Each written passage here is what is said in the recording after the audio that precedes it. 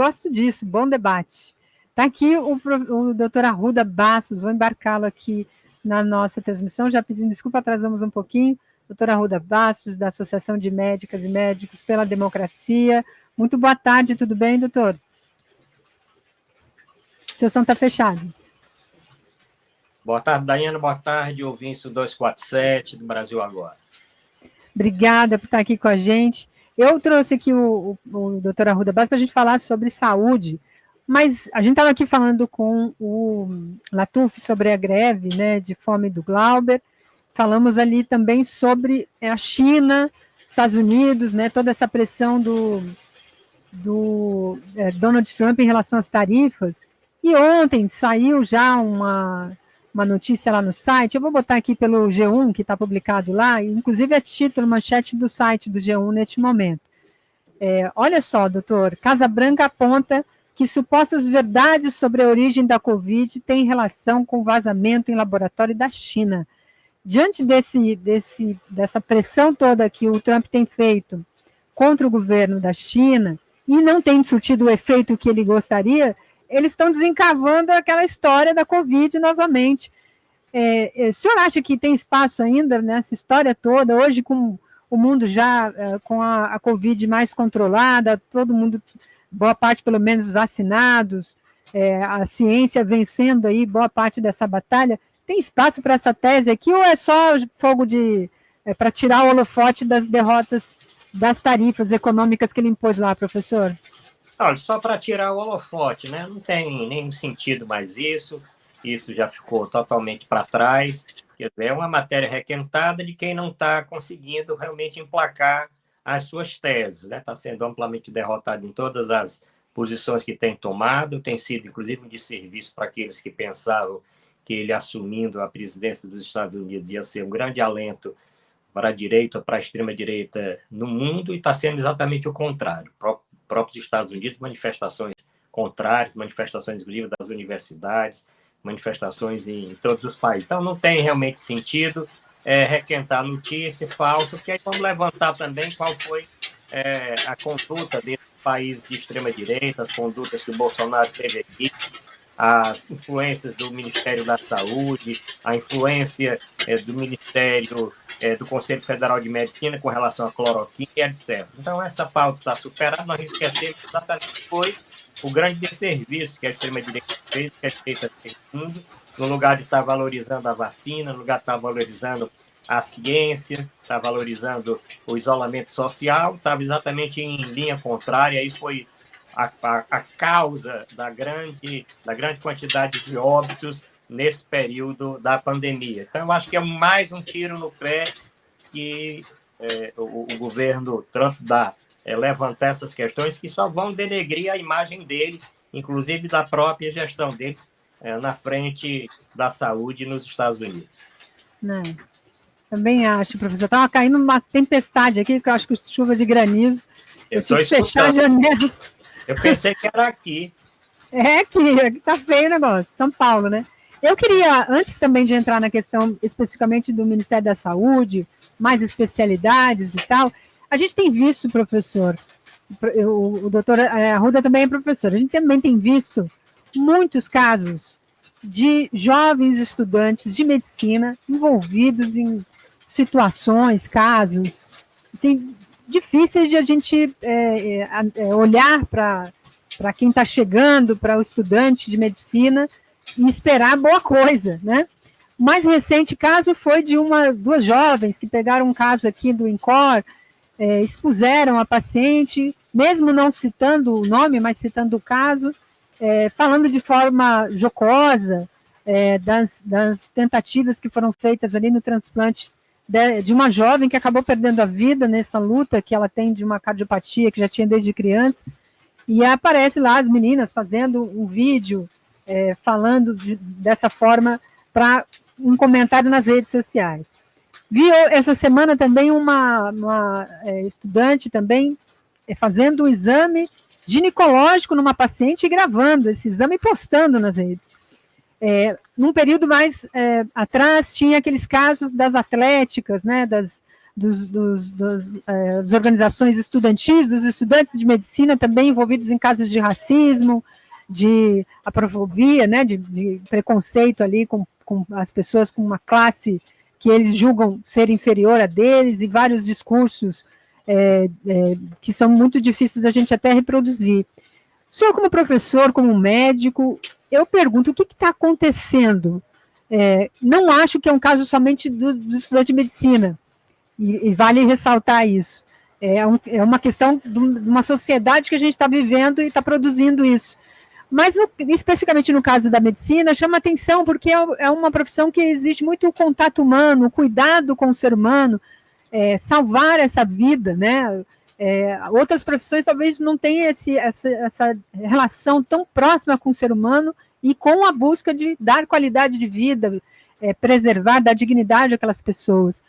O que o senhor acha que está acontecendo e por que isso não provoca uma reação, inclusive mais forte das instituições, tanto acadêmicas, das instituições de ensino, como também dos órgãos vinculados, como o Conselho Federal e outras organizações, professor? Olha, é o que você falou no início, né? Existe realmente em todas as profissões, mas chama a atenção que uma profissão como a profissão médica, que exige muita empatia, que existe muita ética, que existe muito esse contato médico-paciente, esteja acontecendo. Tem muitos aspectos. Esse aspecto realmente do período atual, desse período que nós estamos vivendo, essa grande exposição em redes sociais, quer dizer, as pessoas acham que postando coisas que chocam vão ampliar o número de seguidores, vão ampliar o número da sua influência, vão influenciar mais os outros, isso também existe. E eu tenho travado, inclusive, uma batalha com relação à implantação nos currículos médicos de cadeiras específicas para ética, para conduta médica, e inclusive levando também para as universidades, para os centros universitários, para a faculdade de medicina, cultura e arte. Inclusive, eu atualmente tenho dedicado a grande parte da minha atividade universitária, da minha atividade acadêmica, à cultura e à arte, e a implantação de cultura e arte nos centros universitários. Inclusive aqui na Unicristo, que é o centro, que é a Universidade Cristos, que eu pertenço, nós criamos no ano passado uma coordenação de cultura e arte, criamos um coral, criamos uma banda musical, estamos criando uma sinfônica, criamos um grupo de teatro, um grupo de cinema, um grupo um ateliê de pintura, um ateliê de escultura, tá certo? E principalmente as 7 belas artes. Eu acho que está faltando muito humanismo na medicina. O que aconteceu? Cresceu muito o número de faculdades, né? Nós podemos conversar, inclusive, o que está acontecendo no momento, né? Uma chuva de liminares de entidades que não tem nada a ver, muitas das vezes, com a formação, com a educação, são, inclusive, investimentos estrangeiros que compram instituições de ensino no Brasil e que conseguem eliminar para que cursos da área de saúde, principalmente cursos de medicina, que são os que rendem mais, sejam implantados. Eu acho que isso tudo forma essa cultura, esse caldo de cultura para o que nós estamos vendo no momento. E aí nós vamos observar, você citou algumas entidades, o Conselho Federal de Medicina silencia totalmente com relação a isso. Nós não vimos uma discussão, um parecer, nada com relação a essa questão, tanto em reuniões do Conselho Federal de Medicina, como também nos conselhos regionais, como nas outras entidades médicas. Dificilmente nós temos essa discussão. Se discute retrocessos com relação ao tratamento das pessoas trans, retrocessos com relação a tratamento A, B ou C, tá certo? E não observamos realmente nada a respeito disso. Então, eu acho, Daiane, que nós temos que repensar o ensino universitário, o ensino de uma forma geral no Brasil, mas principalmente isso, visando levar esta consciência ética do que a profissão exige, essa consciência ética e essa consciência de humanismo, principalmente de empatia. Então, é você se colocar no lugar do outro. Qual paciente gostaria, se você fosse paciente, o familiar seu, uma mãe, uma irmã, ser exposta dessa forma nas redes sociais, né? Então, existe realmente isso. Esses estudantes devem ser punidos com a expulsão dos seus cursos, de forma grave, de forma que venha a dar o exemplo para que outros não adotem dessa forma. Eu lembro bem que você falou da Atlética, essas atitudes racistas e outras coisas mais que aconteceram em torneios, principalmente o ano passado, em que tentou-se fazer, ter uma punição mais enérgica e depois isso foi amenizado, né? Foi amenizado. É o negócio do tal da anistia. Nós podemos estar anistiando ou aliviando as coisas. Coisas graves requerem punições graves e exemplares. Coisas leves, não tão graves, tudo bem. Então, eu vejo também essa dosimetria com relação às punições a estas pessoas, a esses estudantes que cometem esses atos. Não podemos deixar que um estudante, um acadêmico de medicina, chegue a ter a sua formação completada se ele age dessa forma como estudante. Dificilmente vai, como popularmente nós dizemos aqui no Nordeste, não vai se emendar e vai mudar. Então, eu acho que isso é um fato, isso que você traz, eu tenho uma grande preocupação, e eu acho que o Ministério da Educação tem que pensar a respeito disso, pensar a respeito do surgimento de cursos de medicina. Nós devemos ter cursos de medicina onde existe vazios realmente de profissionais, mas sempre com critérios muito importantes e que essas instituições sejam avaliadas periodicamente para que elas realmente exerçam e ensinem os seus alunos como deve ser ensinado, como nós demonstramos agora nessa pesquisa que foi divulgada pelo Ministério da Saúde, que as entidades, as universidades públicas, os cursos de medicina das universidades públicas e daquelas universidades sem fins lucrativos, e algumas outras também, que nós devemos louvar, algumas outras entidades conseguiram nota máxima e nota elevada nas avaliações feitas. Mas uma boa parte, a maioria daquelas entidades simplesmente comerciais tiveram uma avaliação muito aquém do desejado. Vou ler aqui alguns comentários, professor e doutor Arruda Bastos, dos nossos internautas sobre essa questão aqui, né? Muita gente já se posicionando aqui. A Kátia Barbosa, ela diz aqui, professor, falta disciplina de ecologia humana na formação do médico e biomédico, né? Esta última já tem em alguns cursos, lembra aqui a Kátia. A Márcio Menezes diz aqui, isso mesmo, esses estudantes não têm condições morais para exercerem a medicina, reforça aqui o nosso internauta. A Ana Pérez, ela diz, a situação da medicina e dos médicos é assustadora, conselhos de medicina têm tomado atitudes inacreditáveis, o processo contra a doutora Lígia Bahia é uma aberração. O senhor pode falar sobre esse processo, né, que o senhor falou há pouco, né? Esse processo é aquele ainda, na esteira da revolta de muitos profissionais médicos, muitos cientistas, com relação à condução do Conselho Federal de Medicina e do Ministério da Saúde à frente da pandemia. Isso ainda vem dessa hora. Então, uma certa perseguição, a Lígia Bahia, certa não, perseguição realmente pelas posições corajosas que ela tomou como cientista durante a pandemia. E nós também, da nossa entidade. Da nossa entidade nunca ficou calada, participamos muitas vezes dos seus programas, participamos com nota, não temos receio de Conselho Federal de Medicina, não temos receio de conselhos regionais de medicina, nem de outras entidades, porque nós valorizamos a democracia, a ética e valorizamos a ciência. Então, se existe alguma coisa nessas instituições que não contemplam o que nós defendemos, nós imediatamente nós denunciamos. Como foi o caso, eu até mandei para você uma nota, nós mandamos ontem 2 notas, né? Uma com relação à greve de fome e a cassação injustificada do deputado Glauber Braga, e uma outra que nós, inclusive, entramos com o parecer técnico que a nossa entidade fez com muito critério, levando a toda os trabalhos científicos existentes no mundo com relação à resolução do Conselho Federal de Medicina, que faz um retrocesso com relação ao acompanhamento das pessoas trans, inclusive aumentando data, colocando dificuldade e ameaçando colegas médicos que venham a se envolver nesse processo. Essa aí foi foi exatamente a moção de apoio que nós lançamos ontem, né? E eu estava vendo a discussão sua aí com relação ao fim da greve de fome. Eu tenho um pensamento um pouquinho diferente, né? Do que foi comentado. Latuf, né? Falou, eu acho que tem que se manter realmente na mídia, é injustificado, mas eu acho que o momento da greve de fome, o grande momento foi aquele inicial mesmo.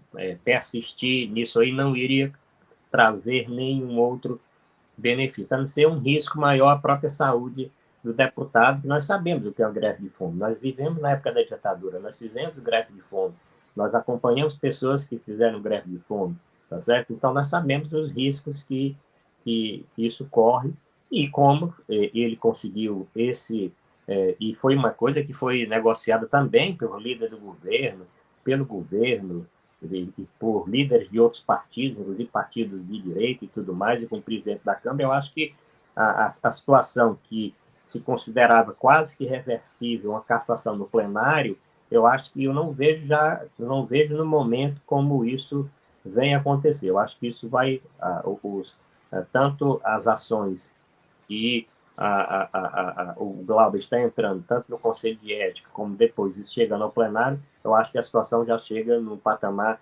mais esclarecedor, que o que foi feito não merece realmente cassação, porque nunca tivemos cassação com esse tipo de condição que o Glauber está sendo acusado. Eu vou colocar aqui, pedir licença para o doutor Arruda Bastos, mas eu vou colocar aqui na tela a página dele nas redes sociais, no Instagram, né? É uma página aberta, pública, então eu acredito que não tenha problema, e o pessoal também pode acompanhar o doutor Arruda. Por quê? Porque eu vou botar aqui, ele é ex-secretário de Saúde e ex-conselheiro também do Conselho Nacional, aliás, ex-secretário de Saúde e do Conselho de Secretários de Saúde, aquele consórcio, né, doutor, que reúne todos os secretários de saúde. O senhor também coordenou por um determinado período. É conselheiro do Conselho Nacional de Saúde, coordenador de cultura, como ele apontou aqui, de artes, e mestre em ensino superior e saúde. Eu convidei aqui o doutor Arruda também para falar sobre a decisão aí do governo, a partir do Ministério da Saúde, com relação ao mais especialidades. Há uma série de medidas sendo feitas na retomada de programas que foram completamente desmontados, né, durante os governos Temer e Bolsonaro. O Mais Médicos era um projeto que tinha uma importância muito grande dentro da estrutura do Ministério da Saúde, foi completamente desmantelado. O Mais Especialidades é uma busca, uma tentativa de acelerar essa fila de espera, tanto em consultas de especialidades, como também em cirurgias, e por esses dias houve aqui uma série de movimentações por parte do Ministério, junto ao governo, tratando dessa questão e apontando ali algumas medidas que o governo pretende fazer. Eu queria primeiro ouvir como é que o senhor avalia essa retomada dessa gestão atual aí dos programas de saúde, principalmente do Mais Especialidades, e dentro da perspectiva de que o governo fala até em utilizar redes privadas. Como é que o senhor avalia essa questão dessa gestão e quais os cuidados o senhor acha que deve ter num procedimento como esse, envolvendo verbas públicas de grande monta, que é o caso da saúde, né? Taiane, como você citou, eu tenho uma experiência de 8 anos aqui como secretário aqui do Estado, secretário de Saúde, fui vice-presidente do CONAS, trabalhei com Alexandre Padilha quando da implantação no governo Dilma dos Mais Médicos, tenho essa experiência toda da implantação dos Mais Médicos, inclusive representava o CONAS dentro do Ministério da Saúde, e tem uma outra experiência grande na implantação de policlínicas regionais, que nós fizemos aqui no Ceará, quando o Cid Gomes era governador e eu estava na secretaria, levando exatamente essa atenção especializada para o interior, que era uma proposta que nós mostramos, inclusive, a todos os ministros dessa época, e a presidente Dilma, inclusive, tinha ficado comprometida, se não tivesse sido caçada do jeito que foi, né, com aquele golpe parlamentar e midiático e tudo mais, ela iria implantar essa rede de policlínicas e tudo mais. O que é certo é o seguinte, que nós temos que tentar criar, e eu acho que o Alexandre Padilha tem essa visão, de que você criar com toda a parte burocrática que existe, essa transferência de recursos, esperando que municípios e estados realizem essas contratações, realizem essas cirurgias. Aqui no Ceará nós temos, ainda bem, nós temos avançado muito. Talvez seja o estado que mais avançou na redução de filas de cirurgias eletivas. Eu acho que o Padilha pode ver perfeitamente o que nós fizemos aqui, o que nós estamos fazendo, inclusive com a secretária Tânia Coelho, e agora na gestão do governador Elmano de Freitas.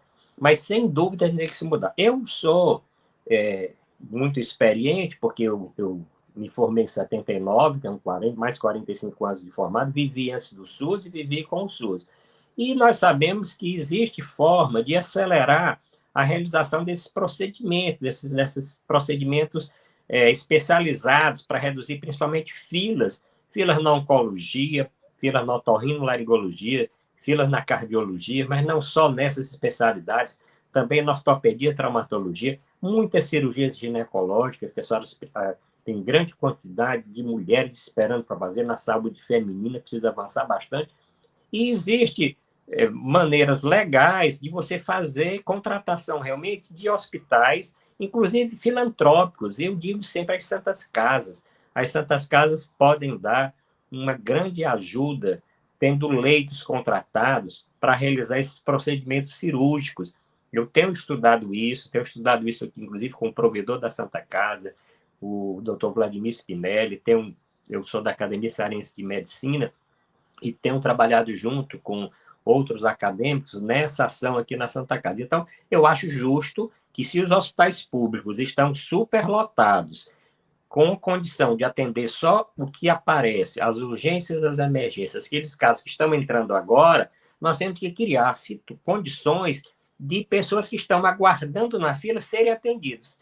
Se eles forem entrar na rede pública que está estrangulada, o que vai acontecer?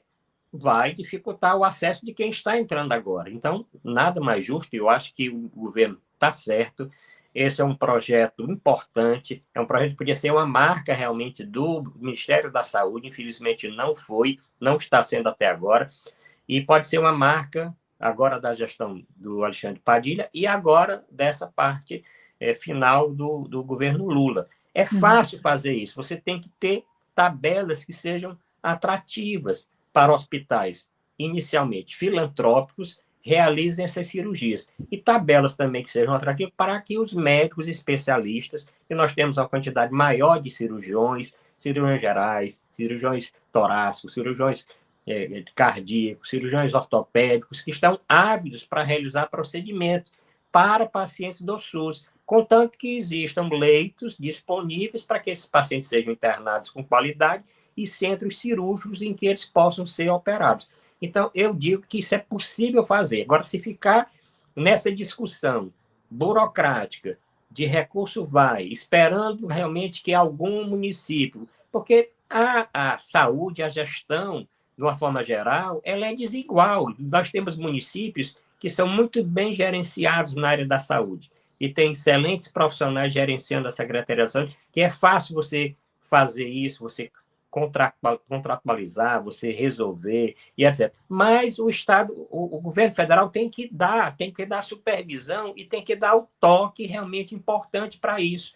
Não pode deixar só na mão, deve trabalhar juntamente com o COSEMES e o CONASEMES. O COSEMES é o Conselho dos Secretários Estaduais, que eu citei que eu pertenci, inclusive trabalhei com isso, mas também com a CONASEMES, que é dos Conselhos Municipais. Isto é do SUS, mas também é do SUS que o SUS possa encontrar leitos em hospitais filantrópicos ou em hospitais privados que tenham leitos ociosos para que esses leitos fiquem à disposição da população.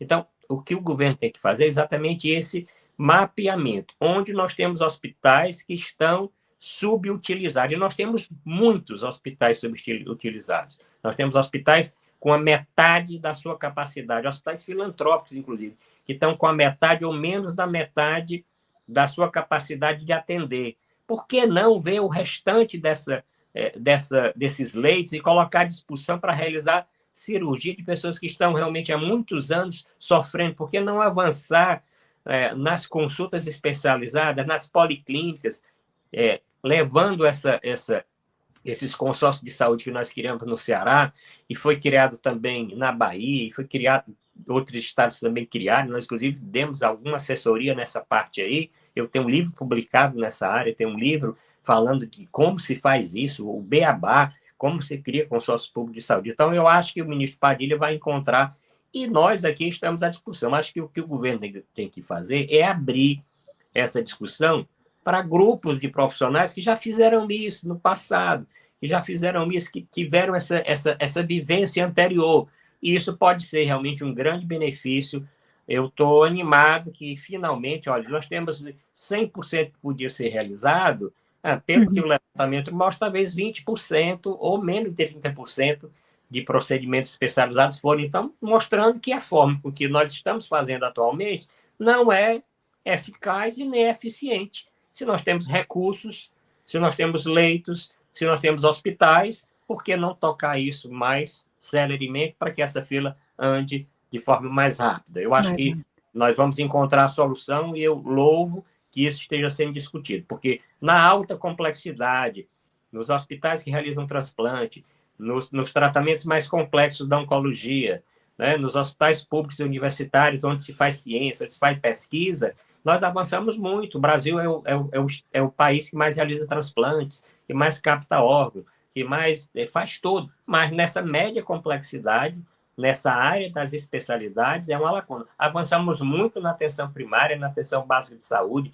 com a estratégia de saúde da família, com os mais médicos, tivemos esse problema que você citou realmente, um desarranjo total dos mais médicos, acabaram mais médicos para criar um outro programa que nunca nem funcionou, mas agora retomamos isso aí, a ministra Nise fez isso com muita força, a retomada do mais médicos, como também a retomada da atenção básica, da atenção primária de saúde, o aumento da cobertura vacinal. Eu acho que nós avançamos nisso, mas esse meio aí, esse miolo, que é a atenção especializada, eu acho que o governo tem que se debruçar agora para tentar diminuir, reduzir essa grande fila mesmo, é fila que existe, aí não tem receio de dizer, falar em mutirão, não, mutirão porque foi na época do Serra, é porque foi na época não sei o quê. Nós temos que fazer realmente da forma que seja possível avançar esses procedimentos, ou é mutirão, ou é redução de fila, outro nome que se dê, aí isso é questão da parte de comunicação do governo. O que nós temos que fazer é agilizar, porque nós temos leitos, temos hospitais e temos muitos profissionais, inclusive ávidos para realizar esses procedimentos cirúrgicos, que estão aí também subutilizados, muitas das vezes dando plantão na UPA, dando plantão em outras coisas não especializadas, quando eles podiam estar realizando cirurgias ortopédicas, né, cirurgias neurológicas, né, cirurgias ginecológicas, cirurgias otorrinolaringológicas, porque nós temos muitos especialistas, avançamos muito no número de médicos fazendo residência médica, estamos formando cada vez mais especialistas e nós temos pessoas para fazer isso. Eu não concordo, eu li um dia desse uma matéria que saiu da Associação Médica Brasileira falando que nós não tínhamos tanto especialista. Nós temos muitos especialistas, temos o professor e sei a quantidade que nós estamos formando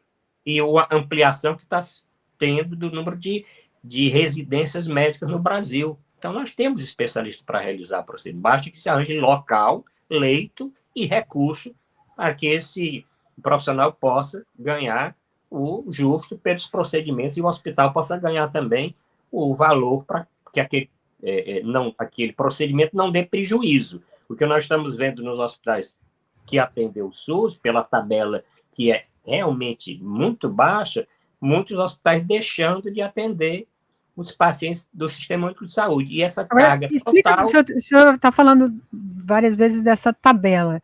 Explica para o nosso internauta, para a gente entender o que é essa tabela e como ela se relaciona na gestão.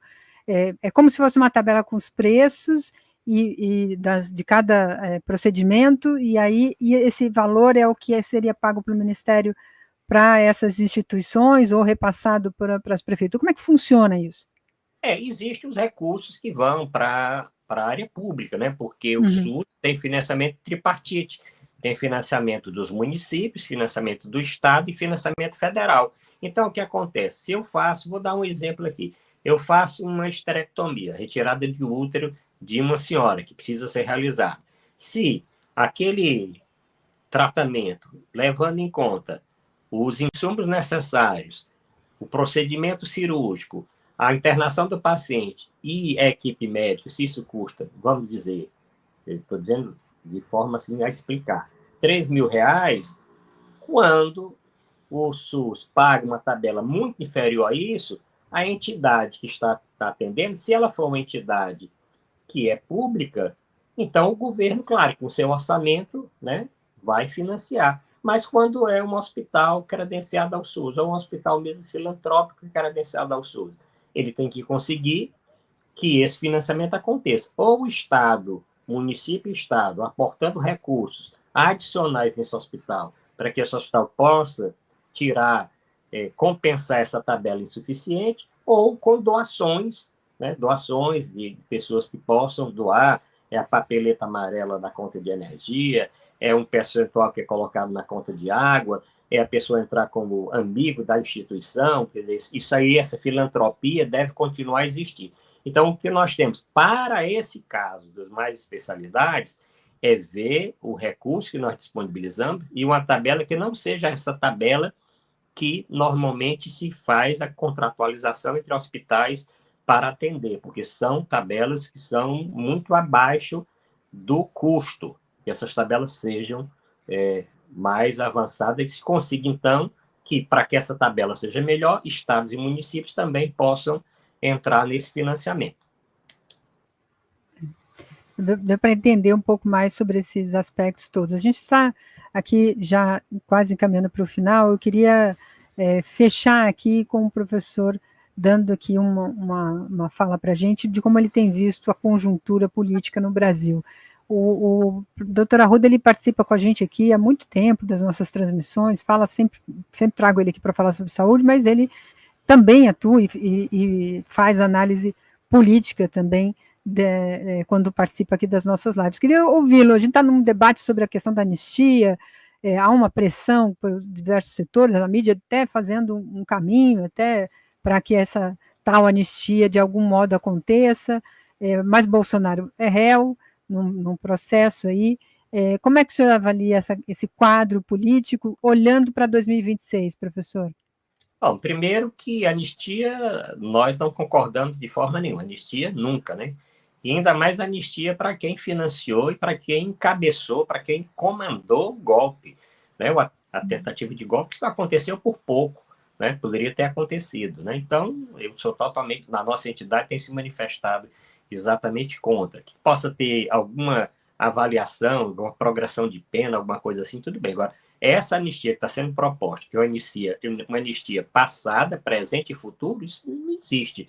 Primeiro, é uma coisa totalmente, nós consideramos, todo mundo considera que é inconstitucional. Isso não tem como prosperar, né? Eu acho que não devia prosperar nem na Câmara dos Deputados, muito menos se passar no Senado. O presidente Lula deve vetar, e muito menos esse veto ser derrubado, mas se isso acontecer tudo, o Supremo tem que realmente colocar como sendo uma coisa inconstitucional. Primeiro porque as pessoas avaliam de forma muito superficial essas penas oferecidas. Nós sabemos, nós temos uma estatística que já foi divulgada, mas precisa ser melhormente divulgada. A maioria das pessoas tiveram penas pequenas de 1 ano. A maioria, inclusive, fez aqueles acordos para atuar apenas ser alguma coisa social, né, e tal. A maioria teve penas compatíveis realmente com o que eles fizeram. Agora, nós não podemos aceitar que quem financiou, quem estava no governo, quem se apropriou disso tudo, quem trabalhou durante muitos anos, planejou, inclusive, né, essa tentativa de golpe, foi tentada durante o governo Bolsonaro várias vezes, foi tentada depois da eleição do presidente Lula, que tem, inclusive, pela Polícia Federal, dados que comprovam uma tentativa de assassinato para o presidente da República, para o vice-presidente e para o presidente, na época, do Tribunal Eleitoral, que é o ministro Alexandre de Moraes. Como é que pode ter anistia para uma coisa dessa? Não existe essa possibilidade. A outra coisa é que as pessoas falam, já teve muita anistia. Não anistia depois da Constituinte de 88. Eu acho que são coisas diferentes. Você olhar a Constituição de 88, que é uma Constituição cidadã, que foi feita exatamente como uma forma de você levantar essa impossibilidade, colocar maior dificuldade para que os golpes viessem a acontecer. Então, não se pode comparar, porque teve anistia no tempo do Império, porque teve anistia no tempo do não sei de quem. É outra Constituição na época, outro período na época, então não é a mesma coisa. Eu acho que isso eles sabem que isso não passa, eles sabem que isso não é possível, é manter aí essa extrema-direita, manter o Bolsonaro aí nessa linha dele, né, de tentar alguma coisa. Eu acho que isso, inclusive, até eles podem continuar dizendo que eu acho que é um tiro no pé, tá certo? Porque enquanto eles vão ficar nesse negócio aí, nós devemos fazer o seguinte, melhorar realmente as ações do governo. O governo tem muita coisa que pode ser feita ainda, o governo tem uma economia que está, apesar de pessoas que gostam realmente de denegrir a imagem, fala mal do governo, sei lá, nem esse não, que ninguém usa mais nem esse nome, mas pegar, descaracterizar o que foi feito. O governo fez muito na área da educação, a educação no Brasil melhorou muito, na área da saúde retomamos muitas coisas, podemos melhorar mais, na área da economia também, na área do emprego também.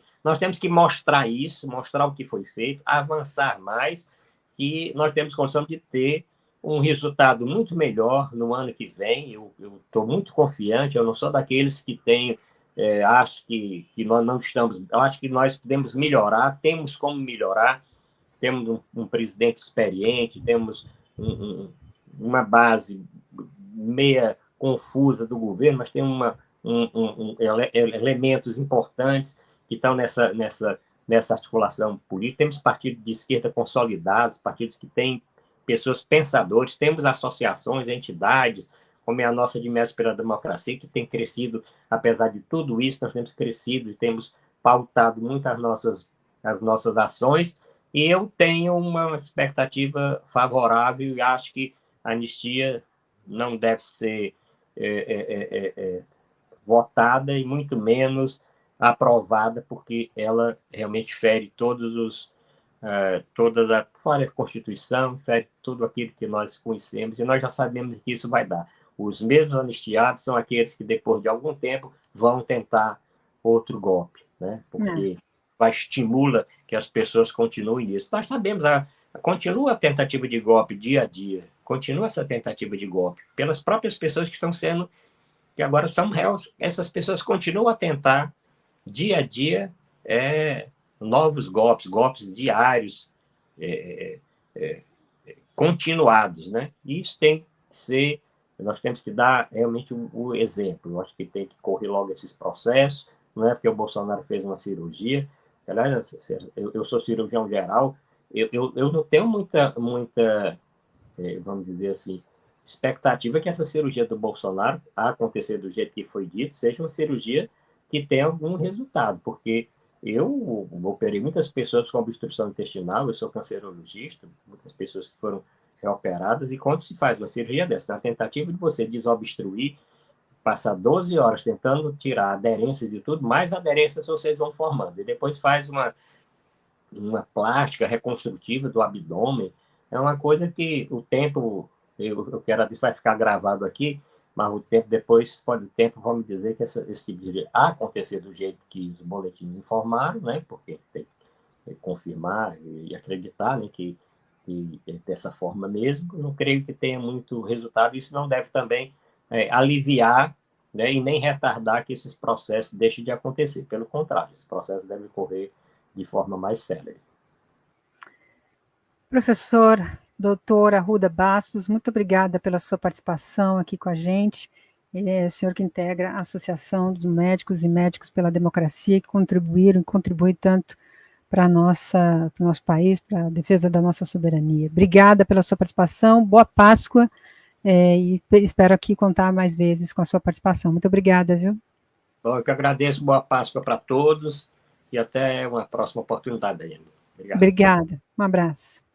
É isso aí, doutora Arruda Bastos conversando aqui com a gente.